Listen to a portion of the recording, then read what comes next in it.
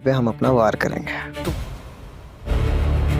आदिल का ट्रस्ट, अंदर ये देख कैसे अपने ड्राइवर के ट्रस्ट जब राजा से टूटेगा तब गर्म लोहे के साथ थर्ड क्लास आशिकी लड़ा रही है। लड़के को मेरे सामने खड़ा करो। अच्छा खेल खेल रहे हो राजा।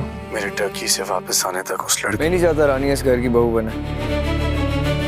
आपका जख्म ठीक हो? आदिल, तुम्हारी एंगेजमेंट के लिए गई थी ना वो यहाँ से। what's wrong with you?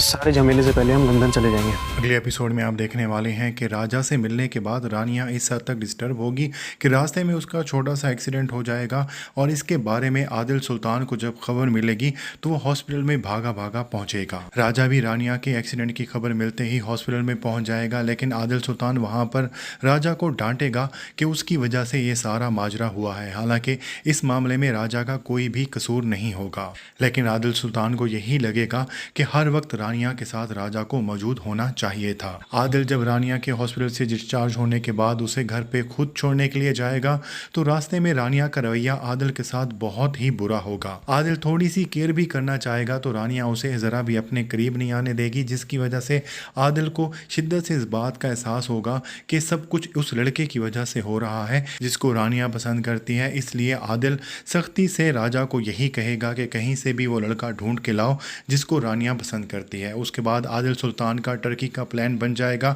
तो राजा अच्छा मौका समझते हुए रानिया को मनाने का फैसला करेगा। रानिया उसकी कॉल्स वगैरह रिसीव नहीं कर रही होगी तो वो रात के अंधेरे में रानिया के घर उससे मिलने के लिए पहुंच जाएगा और उसे अपना यही प्लान बताने वाला है कि आदिल सुल्तान के टर्की से वापस आने से पहले पहले ये दोनों यूके भाग जाते हैं। लेकिन रानिया को ये प्लान बहुत ही स्टूपिड लगेगा और रानिया अगर इस प्लान के लिए मान भी जाती तो सिकंदर इन दोनों का खेल बिगाड़ने वाला है, क्योंकि उसने फैसला कर लिया है कि रानिया और राजा के अफेयर को ज़्यादा छुपाकर उसे कुछ फ़ायदा हासिल नहीं होने वाला।